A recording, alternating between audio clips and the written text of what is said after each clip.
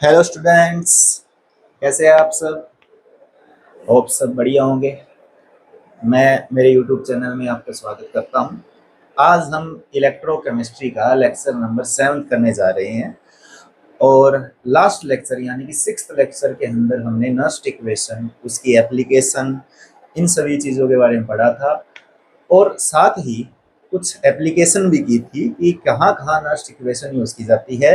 Gibbs free energy निकालना भी सीखा था। इनसे रिलेटेड जो भी न्यूमेरिकल है हम जल्द ही करेंगे, उनको सेपरेट वीडियो के अंदर जितने भी टॉपिक हुए हैं उन सभी के न्यूमेरिकल्स हम साथ में करने की कोशिश करेंगे। आज का टॉपिक है हमारा कंसंट्रेशन सेल। अब हम कंसंट्रेशन सेल पढ़ने जा रहे हैं। देखिए, कंसंट्रेशन सेल होता क्या है? कंसंट्रेशन सेल को ये समझिए, आपके पास कोई दो इलेक्ट्रोड है। अब जो दो इलेक्ट्रोड आप ले रहे हो वो सेम मटेरियल की होनी चाहिए। अब जिस भी इलेक्ट्रोलाइट के अंदर आप उसको डिप करोगे, सॉल्यूशन ऑफ इलेक्ट्रोलाइट के अंदर आप डिप करोगे, उन दोनों की कंसंट्रेशन अगर डिफरेंट होती है तो इस तरह के सेल को हम कंसंट्रेटेड सेल बोलते हैं। तो देखिए, सबसे पहले हम डेफिनेशन करते हैं। The cell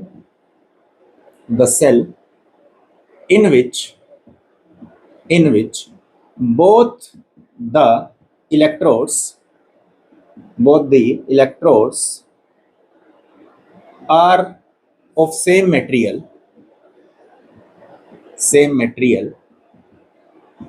but solution of electrolyte in which they dip have different concentration। देखिए, समझिए बात को। आपने जो सॉल्यूशन लिया है उनकी कंसंट्रेशन अलग अलग होनी चाहिए, लेकिन दोनों के अंदर जो इलेक्ट्रोड होगी वो क्या होगी? आपकी सेम होगी। इस टाइप के सेल को हम क्या बोलेंगे? कंसंट्रेटेड सेल बोलेंगे। अब एग्जांपल के तौर पे बात कर लेते हैं आपका कॉपर रोड की। कॉपर रोड, आपने जो कॉपर रोड डिप की है वो अलग अलग कंसंट्रेशन के सॉल्यूशन में डिप की है। एक के अंदर कंसंट्रेशन कुछ होगी और एक के अंदर कंसंट्रेशन कुछ और होगी, तो दोनों की कंसंट्रेशन क्या हो जाएगी? आपकी अलग हो जाएगी। फॉर एग्जांपल, मान लिया आपका कॉपर है, दूसरा सॉल्यूशन ले लिया आपने कॉपर सल्फेट, जिसकी कंसंट्रेशन है C1। जिसकी कंसंट्रेशन क्या रहेगी? C1। बीच में लगाया सोल्ट ब्रिज। अब दूसरे बिकर के अंदर जो रहेगा वो कॉपर सल्फेट ही रहेगा, लेकिन अब जो कॉपर सल्फेट ले रहे हो इसकी कंसंट्रेशन आप यूज करोगे C2 और ये किस में कन्वर्ट हो जाएगा? आपका कॉपर में कन्वर्ट हो जाएगा। तो इस टाइप के सेल को हम क्या बोलते हैं? कंसंट्रेशन सेल बोलते हैं। ठीक है, आसान है, ज्यादा मुश्किल नहीं है। अब कंसंट्रेशन सेल के लिए अगर मैं नस्ट इक्वेशन लगाऊं तो ई सेल किसके इक्वल होगा? वो इक्वल होगा E naught cell minus 0.059 divide by n log of base 10 concentration C1 divide by में C2। तो इनकी ये कंसंट्रेशन हो जाएगी। हाँ, और ये मैंने रिएक्शन याद करने का तरीका बता रखा है कि जो आपकी एनोड वाली होती है वो ऊपर की तरफ जाती है, यानी कि प्रोडक्ट की तरफ जाएगी, और जो आपकी कैथोड वाली है वो हमेशा नीचे की तरफ जाएगी, यानी कि रिएक्टेंट की तरफ जाएगी। तो ये आपका कंसंट्रेशन सेल कहलाता है। तो यहाँ तक हमारा सेल से रिलेटेड टॉपिक सारे खत्म हो जाते हैं।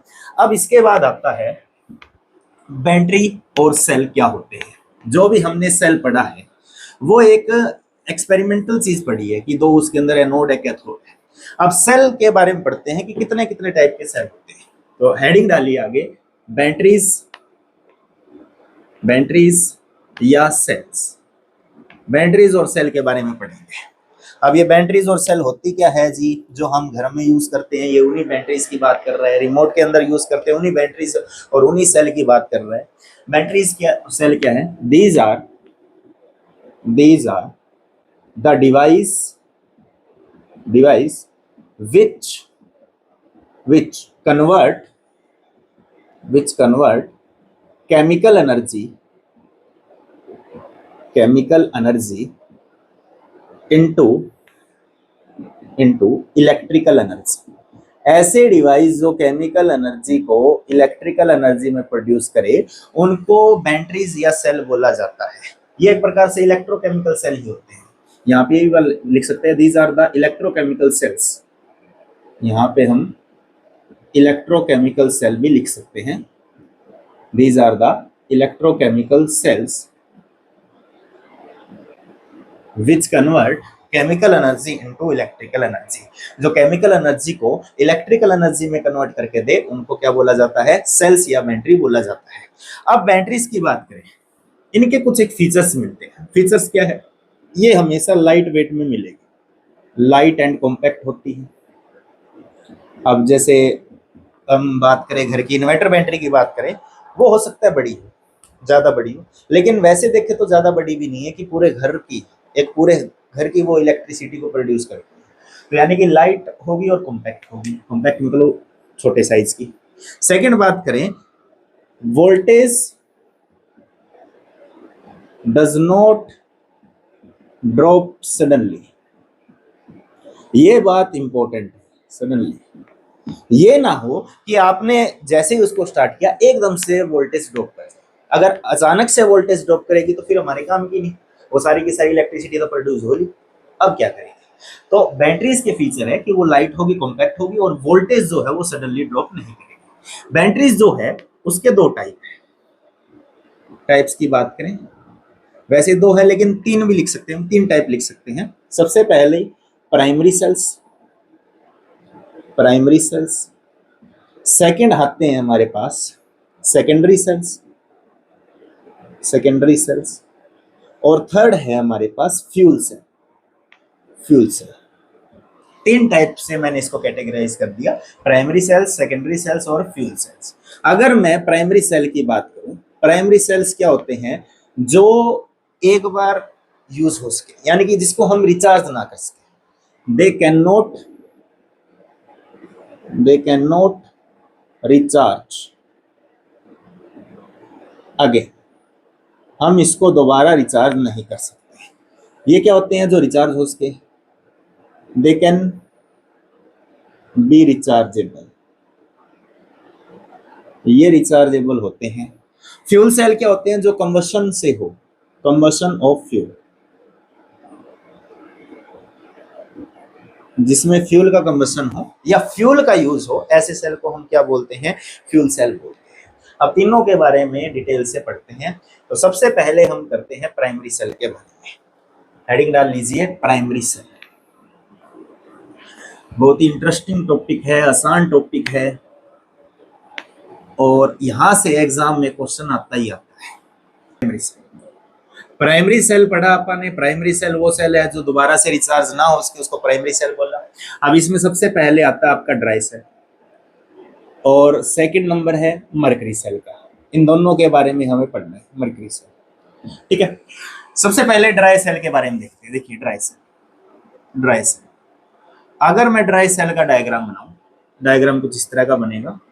ये हमारा कंटेनर हो गया, कंटेनर जो है वो जिंक का रहेगा, जिंक कंटेनर हम यूज करेंगे और एक ग्रेफाइट रोड यूज करेंगे। ये ग्रेफाइट रोड है। ग्रेफाइट के रोड के सराउंडिंग में जो केमिकल रहेगा वो रहेगा MnO2 प्लस में कार्बन, जो पाउडर फॉर्म होगा। और ये जो दो लेयर है इनके बीच में स्पेस में, यहां पर आपका यूज होगा ZnCl2 प्लस में NH4Cl। इनका यूज आगे देखेंगे क्या है। ये हमारी ग्रेफाइट रोड है, ये ग्रेफाइट रोड है, ग्रेफाइट। तो ये इसकी कंस्ट्रक्शन रहेगी, यानी कि एनोड की तरह कौन काम करेगा, एनोड की तरह काम करेगा जी आपका जिंक, जिंक कंटेनर। और कैथोड की बात करें तो कैथोड की तरह यहां काम करेगा graphite road, graphite road surrounded with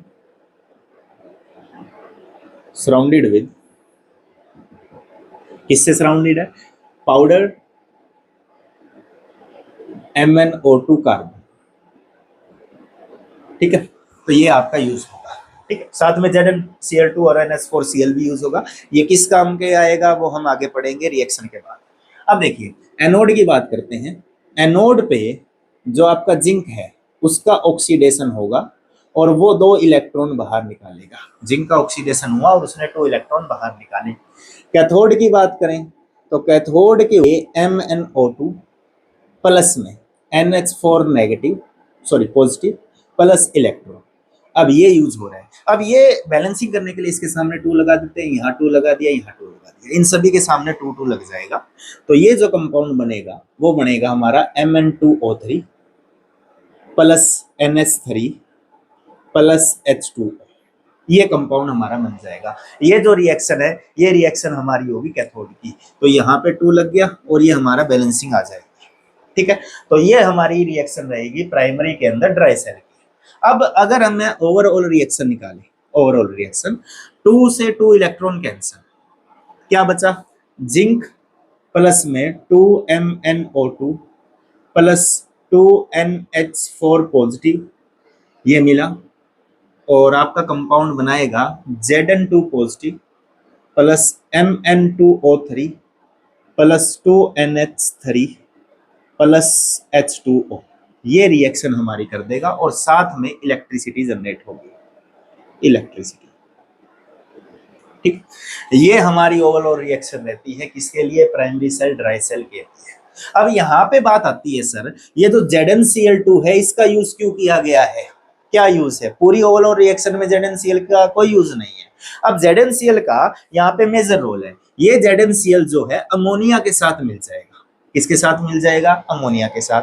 ammonia के साथ मिलने से ये एक सोल्ट बनाएगा और वो सोल्ट का काम क्या होगा? अमोनिया को डायरेक्टली बाहर नहीं निकलने देगा। अमोनिया एक गैस है और जैसे ही रिएक्शन होगी तो अमोनिया गैस बाहर निकलेगी। तो इस अमोनिया गैस को रोकने का काम कौन करता है? हमारा ZnCl2 करता है। तो ZnCl2 का काम क्या हुआ? अमोनिया को बाहर नहीं निकलने देता। तो यहां लिख देता हूं मैं ZnCl2, इसका वर्क क्या है? ये क्या करेगा? It combine with ammonia. ये अमोनिया के साथ कंबाइन करके सोल्ट बनाएगा ZnNH3 ट्वाइस Cl2। ये कंपाउंड बना देगा जिससे अमोनिया गैस डायरेक्टली बाहर इवॉल्व नहीं होगी। ठीक है जी, ये हमारा ड्राई सेल है। अगर ड्राई सेल के पोटेंशियल की बात करें, लगभग 1.5 के आसपास इसका पोटेंशियल रहता है, ड्राई सेल का पोटेंशियल रहता है। यूजेस की बात जरूर कर लेना भाई, यूजेस जरूर याद रखना। इसके यूज क्या है? रेडियो के अंदर होता है और रिमोट के अंदर भी इनका यूज किया जाता है। तो ये हमारा ड्राई सेल हुआ कंप्लीट। उसके बाद सेकंड आता है हमारा, सेकंड है मरकरी सेल। मरकरी सेल के बारे में देखते हैं, ये भी इंपॉर्टेंट है। रिएक्शन ही आपको मेन याद रखनी है। Mercury cell, mercury cell. लो जी, मरकरी सेल के बारे में बात करते हैं। मान लिया है कि ये कंटेनर है, जिंक कंटेनर ही रहेगा, छोटा सेल होता है, इसके अंदर ये लिक्विड भरा हुआ है। एक रोड यूज करेंगे, वो रोड किसकी तरह काम करेगी? हमारे कैथोड की तरह काम करेगी। ये जिंक वेसल है, यानी ये जो कंटेनर यूज कर रहे हो वो यहाँ पे जिंक का ही करोगे। ठीक है जी। अब ये जो है ग्रेफाइट रोड है, ग्रेफाइट रोड। लो जी, ग्रेफाइट रोड है, इसके अंदर आप केमिकल यूज कर रहे हो। केमिकल जो यूज कर रहे हो वो HgO कर रहे हो, यानी कि मरकरी ऑक्साइड कर रहे हो। साथ में कंसंट्रेटेड KOH लोगे, पेस्ट ऑफ HgO प्लस में KOH, ये पेस्ट आप यूज कर रहे हो। अब एनोड की तरह काम करेगी अपनी एनोड की तरह काम करेगा जिंक एनोड की तरह काम करेगा। और जो कैथोड का काम करेगा वो HgO करेगा। HgO किसकी तरह काम करेगा? आपका कैथोड की तरह काम करेगा। यानी कि जो आपकी रोड है उसके सराउंडेड जो है HgO है, अब वो आपका किसकी तरह काम करेगा? कैथोड की तरह काम करेगा। ठीक है, और कार्बन भी लिख सकते हो, कार्बन रोड, कार्बन, क्योंकि ये कार्बन की रोड है। अब होगा क्या? रिएक्शन क्या बनेगी? जो आपका Zn है वो OH नेगेटिव के साथ रिएक्ट करेगा। Zn react with OH negative. जो आपने कंपाउंड लिया है उसके अंदर क्या लिया गया है? OH नेगेटिव लिया है, तो OH नेगेटिव के साथ रिएक्ट करेगा। तो कंपाउंड बनाएगा ZnO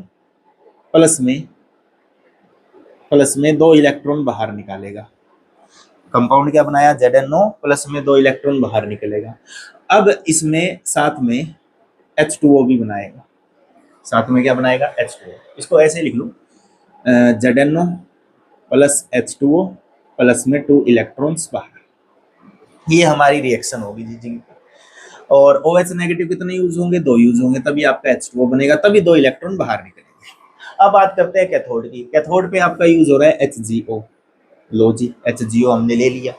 अब HgO के पास 2 इलेक्ट्रॉन एक्सेप्ट होंगे, कर दिए जी। साथ में वाटर मॉलिक्यूल एक्सेप्ट होगा, हो गया जी। ये रिएक्शन आगे की तरफ ही लिखनी है। यहाँ पे बनेगा आपका Hg और 2 OH नेगेटिव आपके अलग हो जाएंगे, ठीक है। ये रिएक्शन हमारी होगी, HgO बन गया, 2 इलेक्ट्रॉन हो गया और यहाँ पे HgO। अब इसको वो रिएक्शन को लिखते हैं, ये इससे कैंसिल, H2O से H2O कैंसिल, OH से OH कैंसिल, बचा क्या, Zn प्लस में HgO, ये आपका कंपाउंड बनेगा ZnO प्लस में Hg। ये हमारी रिएक्शन होगी ओवरऑल रिएक्शन। तो यहाँ पर ये मरकरी सेल की रिएक्शन है, ठीक है जी। मरकरी सेल की रिएक्शन हुई कंप्लीट। तो इसमें आपको याद क्या रखना है, इसका पोटेंशियल कितना है, इसका पोटेंशियल लगभग 1.1 के आसपास रहता है। पोटेंशियल एक सेकंड में कंफर्म कर दूं आपको, 1.35 के आसपास, 1.35 वोल्ट के आसपास। हाँ, काम क्या आता है, काम आता है जी आपकी वॉच के अंदर यूज किया जाता है, कैलकुलेटर के अंदर। आजकल जो नए कैलकुलेटर है उसके अंदर तो ड्राई सेल भी यूज होते हैं, लेकिन जो पहले कैलकुलेटर होते थे, छोटे कैलकुलेटर, उसके अंदर मरकरी सेल भी यूज किया जाता था। तो मरकरी सेल वहां पे भी यूज होता था। ये आपका प्राइमरी सेल हुआ। उसके बाद नेक्स्ट टॉपिक है आपका सेकेंडरी का। नेक्स्ट टॉपिक देखिए सेकेंडरी। सेकेंडरी सेल कौन से हैं, ऐसे सेल जो रिचार्ज हो सके उनको सेकेंडरी सेल बोला जाता है। अब सेकेंडरी सेल इंपॉर्टेंट है आपका, और कई बार कंपटीशन के अंदर सेकेंडरी सेल में जो पहला टाइप हम पढ़ने जा रहे हैं वहीं से क्वेश्चन उठाता है। तो सेकेंडरी सेल लिखते हैं, सेकेंडरी सेल, ऐसे सेल जो रिचार्ज हो सकते हैं उनको सेकेंडरी सेल बोला जाता है। इसमें सबसे फर्स्ट पढ़ते हैं आप lead storage battery. Lead storage battery, lead storage battery, ये कौन सी है, लेड, नाम से ये लेड, यानी कि जो लेड यूज होगा वो वाली बैटरी की बात कर रहे हैं। अब लेड स्टोरेज बैटरी होती कैसी है, देखो पहले हम कंस्ट्रक्शन देख लेते हैं इसकी। मान लिया ये आपकी बैटरी है, इसके अंदर ये रोड मिलेगी, टोटल 6। एक मैं एक सेकंड दूसरा मार्कर यूज कर लेते हैं साथ में ताकि डिफरेंशिएट हो सके। 2 3 एक 4, टोटल 6 आपको इलेक्ट्रोड यहाँ पे लेनी है, और एक ये 6। लो जी, आप भी इसको अलग अलग यूज कर सकते हैं, डिफरेंशिएट करना आसान हो जाएगा इसलिए मैं अलग लेता हूँ। इन ब्लैक वाली को हम एक बार एक साथ अटैच कर लेते हैं। लो जी, ये अटैच हो गई, और इनको भी आपस में अटैच कर देते हैं। लो जी, अब जो ये रेड वाली है मैं इनको मान रहा हूँ ये कैथोड है, कौन सी है, कैथोड, और ब्लैक वाली को मैं मान रहा हूँ ये एनोड है, ये एनोड है। इसके अंदर जो लिक्विड यूज किया जाता है वो किया जाता है जी 38% H2SO4, ये लिक्विड यूज किया जाता है। अब इसमें याद क्या रखना है जी, याद रखने वाली बात, एनोड की तरह कौन यूज होगा, एनोड पे है आपका प्लेटिनियम, सॉरी लेड, एनोड पे क्या आपका लेड, लेड को एनोड पे यूज किया जाएगा। कैथोड पे बात करें, कैथोड पे, कैथोड पे यूज किया जाएगा PbO2 लेड ऑक्साइड, जो कैथोड है वो आपका लेड ऑक्साइड है। इतनी बात आई समझ में। और डाइल्यूट H2SO4 अगर वेट के हिसाब से बात करें 38% H2SO4 यहाँ पे यूज किया जाता है, ठीक है जी। चलो जी, अब करते हैं इसकी रिएक्शन। सबसे पहले एनोड की रिएक्शन देखते हैं। एनोड, एनोड पे क्या होगा, जो आपका Pb है ये SO4 नेगेटिव के साथ रिएक्ट करेगा। Pb किसके साथ करेगा, SO4 नेगेटिव के साथ। इसके साथ रिएक्शन करने पे ये बनाएगा PbSO4 प्लस 2 इलेक्ट्रॉन आपके आउट, 2 इलेक्ट्रॉन यहाँ से ये क्या कर देगा, बाहर कर देगा। ये अपनी एनोड की रिएक्शन है। एनोड पे क्या हुआ, Pb प्लस में SO4 नेगेटिव रिएक्ट किया, PbSO4 बनाया, और 2 इलेक्ट्रॉन इसने क्या कर दिए, यहाँ से बाहर कर दिए। अब बात करते हैं कैथोड की। कैथोड, कैथोड पे क्या यूज किया अपन ने, PbO2 यूज किया, ये राजी PbO2, ये रिएक्ट करेगा SO4 नेगेटिव प्लस में H प्लस, प्लस में H प्लस, ये आपका यूज होगा, और 2 इलेक्ट्रॉन ये 2 यूज करेगा, यानी कि ओवरऑल देखें तो यहाँ पे तो 2 हो जाएगा, यहाँ पे 4 हो जाएगा, ठीक है।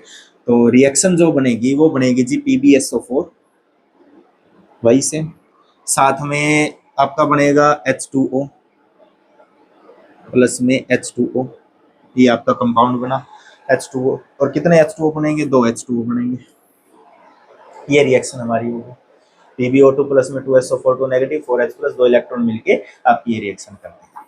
ओवरऑल रिएक्शन देखें, 2 इलेक्ट्रॉन से 2 इलेक्ट्रॉन कैंसिल, SO4 है, SO4 ये आपका कैंसिल हो जाएगा, सॉरी SO4 कैंसिल नहीं होगा, एक SO4 ये रहा, एक SO4 ये रहा, तो ये SO4 आपका काउंट हो जाएगा, यहाँ पे SO4 एक ही यूज होगा, सॉरी एक यूज होगा, तो ये हो गया आपका PbO2 प्लस 2SO4 और 4H प्लस यानी कि H2SO4 बन गया, रिएक्शन गई 2PbSO4 साथ में H2O और साथ में आ गई आपकी इलेक्ट्रिसिटी। लो जी ये रिएक्शन आपकी, तो जब PbO2 प्लस में H2SO4 मिलेगा तो PbSO4 H2O प्लस में इलेक्ट्रिसिटी जनरेट करेगा। अब इलेक्ट्रिसिटी बन रही है, तो यानी कि ये जो रिएक्शन है ये रिएक्शन है डिस्चार्जिंग की, यानी कि ये बैटरी को आप यूज कर रहे हो, उसको डिस्चार्ज कर रहे हो। अगर सेम रिएक्शन में रिवर्स कर दो, 2PbSO4 प्लस में H2O प्लस इलेक्ट्रिसिटी पास कर दें तो ये रिएक्शन रिवर्स हो जाएगी, इलेक्ट्रिसिटी, तो क्या होगा Pb प्लस में PbSO4 प्लस में सॉरी PbO2 प्लस में H2SO4, तो ये रिएक्शन आपकी बन जाती है। तो ये रिएक्शन जो रहेगी ये रहेगी चार्जिंग की, अब बैटरी जो है वो चार्ज हो रही है, ठीक है। तो ये आपकी लेड स्टोरेज बैटरी है और ये इंपॉर्टेंट भी है, याद रखना इंपॉर्टेंट है, ओके।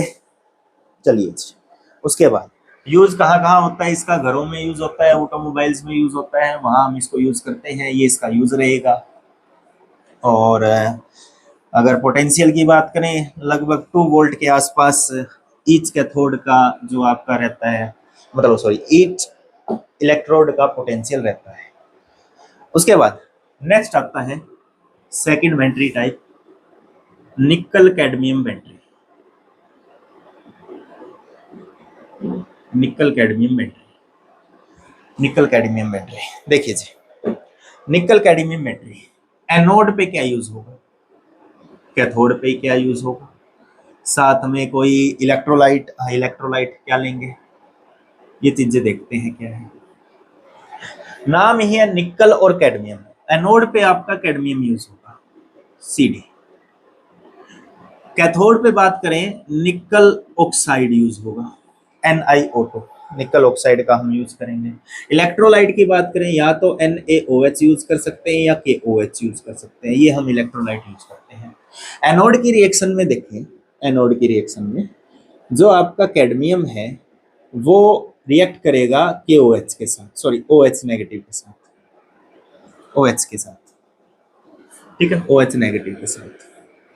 तो ये रिएक्शन बनेगी आपकी कैडमियम डाइहाइड्रोक्साइड प्लस में 2 इलेक्ट्रॉन यहां से आउट। कैथोड की बात करें, कैथोड पे,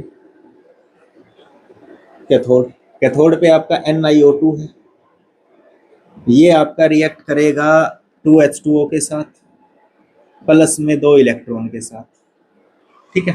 NiO2 रिएक्ट करेगा 2H2O प्लस में 2 इलेक्ट्रॉन के साथ, तो ये बनाएगा NiOH ट्वाइस, ये बना देगा, और साथ में आपका 2OH नेगेटिव बाहर। ओवरऑल रिएक्शन की बात करें, ओवरऑल रिएक्शन में ये इससे कैंसिल, ये आपस में कैंसिल, बचा क्या, कैडमियम प्लस में NiO2 प्लस 2H2O, ये सभी कंबाइन करके CdOH ट्वाइस प्लस निकल हाइड्रोक्साइड ट्वाइस, ये बना देता है। ये आपकी ओवरऑल रिएक्शन रहती है। इसको मैं सिंबल को चेंज कर देता हूँ, ऐसे लगा देता हूँ, तो ये यहाँ पे साथ में इलेक्ट्रिसिटी आ जाएगी, तो यानी कि ये डिस्चार्जिंग की है, और रिवर्स करेंगे तो चार्जिंग की, ये हमारी रिएक्शन है, ठीक है। तो ये निकल कैडमियम बैटरी हमारी भी कंप्लीट। तो इसका यूज कहाँ होता है, यूज वही सेम रेडियो वगैरह में यूज होता है इसका, वहां हम यूज करते हैं निकल कैडमियम। आजकल लिथियम बैटरी भी चली हुई है, लिथियम के साथ साथ एक सिलिकॉन बैटरी भी आई हुई है, जैसे आजकल के मोबाइल्स में आप बात देखोगे 9000 mAh तक बैटरी मिलती है, तो वो सिलिकॉन वाली बैटरियां आ चुकी है जो हाई परफॉर्मेंस दिखाती है। तो यहां हमने सेकेंडरी सेल को किया है खत्म। चलो जी, नेक्स्ट जो आता है वो आता है हमारा फ्यूल सेल, जो कि है important fuel cell. Fuel cell की बात करते हैं। देखिए जी, फ्यूल सेल क्या है? फ्यूल सेल का मतलब है जो इलेक्ट्रिकल एनर्जी प्रोड्यूस करे, किससे? कंबशन ऑफ फ्यूल से। कंबशन ऑफ फ्यूल से produce energy, by combustion of fuels, combustion of fuel से प्रोड्यूस। अब इसमें मेन दो सेल हमारे एनसीईआरटी में लिखे गए हैं, एक H2O2 फ्यूल सेल और एक मीथेन फ्यूल सेल भी होता है। मीथेन का ज्यादा जिक्र नहीं है, मतलब नाम ही दिया गया है, इसकी एक्सप्लेनेशन नहीं दी गई। तो हम H2O2 सेल के बारे में बात करेंगे। H2O2 सेल होगा कैसा? लो जी, H2O2 सेल बना देते हैं। ये हमारा सेल हो गया,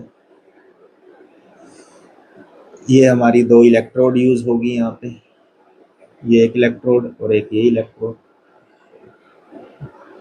एक काम करेगी कैथोड की तरह, एक काम करेगी एनोड की तरह। ये हमारी एनोड होगी और ये हमारी कैथोड होगी, ठीक है। ये एनोड और एक कैथोड। अच्छा जी, क्या क्या यूज किया जाएगा जी इसमें? इसमें यूज किया जाएगा, ये एनोड है, यहाँ पे H2 यूज किया जाएगा, यहाँ पे O2 यूज किया जाएगा। यहाँ से H2 जाएगा, यहाँ से O2 जाएगा। बीच में इलेक्ट्रोलाइट भी यूज किया जाएगा। साथ में क्या यूज किया जाएगा? इलेक्ट्रोलाइट। और इलेक्ट्रोलाइट होगा आपका एक्वस NaOH या फिर एक्वस KOH, आप इलेक्ट्रोलाइट यूज कर सकते। अब होगा क्या? एनोड की बात करते हैं। सर एनोड कैथोड यही बात करते रहोगे, कोई इलाज नहीं है। इसको आप चाहे रट्टा मार लीजिए, कैसे भी कह लीजिए, समझ लीजिए। एक बार आप दिमाग में कंफ्यूज हो गई, आपको एक बार रिवाइज करना पड़ेगा बार बार इस चीजों को। और जैसे जैसे आप रिवाइज करते रहोगे आपको ये ध्यान में भी आने लग जाएगा। सबसे पहले यहाँ पे H2 जो है वो OH नेगेटिव के साथ रिएक्ट करेगा। H2 और 2 OH नेगेटिव मिलके यहाँ पे हमारा H2O बना देंगे और दो इलेक्ट्रॉन इवॉल्व कर देंगे, दो इलेक्ट्रॉन यहाँ से निकाल देंगे। अब बात करते हैं जी कैथोड की।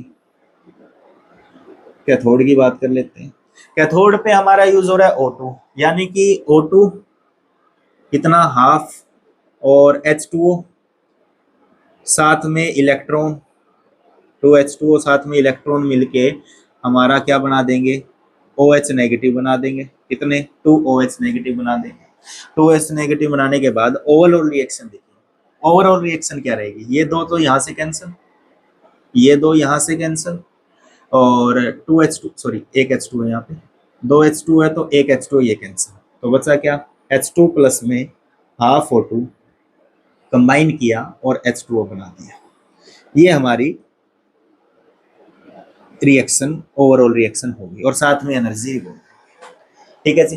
तो H2 प्लस में हाफ O2 मिलके H2O बनाएगी और साथ में एनर्जी इवॉल्व हो जाती है। ये हमारी क्या कहलाएगी? फ्यूल सेल की रिएक्शन कहलाएगी। अब बात आती है, सर ये फ्यूल सेल इतना क्यों चला हुआ है, क्यों डिमांडिंग में है? हाइड्रोजन इकोनॉमी फ्यूल चर्चा में भी रहा है हमारे न्यूज में, ये इतना ज्यादा क्यों चलता है? इसका रीजन ये है एफिशिएंसी। एफिशिएंट बहुत है। कितनी एफिशिएंसी है? लगभग 55% एफिशिएंट है ये, और जो कि बहुत ज्यादा है। इतना एफिशिएंट कोई फ्यूल होता नहीं है, ये बहुत ज्यादा फ्यूल एफिशिएंट है, इसलिए इसकी यूज की जाती है। एफिशिएंसी निकालनी हो तो उसका तरीका है डेल G डिवाइड बाय में डेल H इनटू में 100% कर दीजिए तो उसकी एफिशिएंसी आ जाएगी, ठीक है। Del G divide by del H कर दीजिए और इनटू में 100 कर दीजिए तो इसकी एफिशिएंसी। इसके एडवांटेज क्या क्या है जी? एडवांटेज, मेन बात बताओ सर। एडवांटेज, एडवांटेज में सबसे पहला pollution free.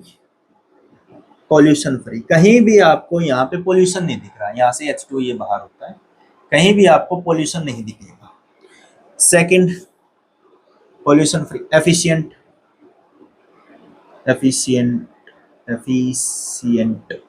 Highly efficient. Thermal के कंपैरिजन में बात करें तो 40% तक ये एफिशिएंट रहता है। थर्मल पावर प्लांट, थर्मल का मतलब हीट पावर प्लांट, जो हीट से एनर्जी बनाते हैं, उनके कंपैरिजन में तो ये 40% ज्यादा एफिशिएंट है। थर्ड बात करें third water, produce water, produce water, energy तो मिल ही रही है, साथ में वाटर भी अपने को मिल रहा है, तो क्यों नहीं होगा, ये ज्यादा एडवांटेज इसका होगा। 3 एडवांटेज बहुत है इसमें। डिसएडवांटेज की बात करते हैं कि नुकसान क्या है फिर इसका। इतने ही एडवांटेज है तो लगा लो, क्या कौन कह रहा है इसको। डिसएडवांटेज भी है जिसके। डिसएडवांटेज ये है, यहाँ पे आपको 3 फेज देखने को मिल रही है। एक सॉलिड फेज जो अपनी ये रोड यूज की गई है, प्लेटिनियम रोड, कार्बन रोड जो यूज की गई है, ये आपकी सॉलिड है, प्लेटिनियम सॉलिड, ये सॉलिड है। ये आपका लिक्विड फॉर्म हो गया, ये आपकी गैसियस फॉर्म होगी। तो 3 फेज आपको मेंटेन करनी है। डिसएडवांटेज ये है, मेंटेन 3 फेजेस, 3 फेजेस को मेंटेन करना है, वो भी एक साथ। सॉलिड जो आपका प्लेटिनियम रहेगा, लिक्विड जो आपका NaOH रहेगा या KOH रहेगा, और साथ में गैस जो आपकी H2 और O2 रहेगी। इन सभी को मेंटेन करना है, जो कि बहुत ज्यादा मुश्किल है। Cost, catalyst cost, catalyst cost high. जो आप प्लेटिनियम यूज कर रहे हो, ये प्लेटिनियम, ठीक है, प्लेटिनियम सॉरी कैटालिस्ट की तरह यूज होगा। ये जो कैटालिस्ट यूज करोगे, प्लेटिनियम बहुत ज्यादा महंगा आता है।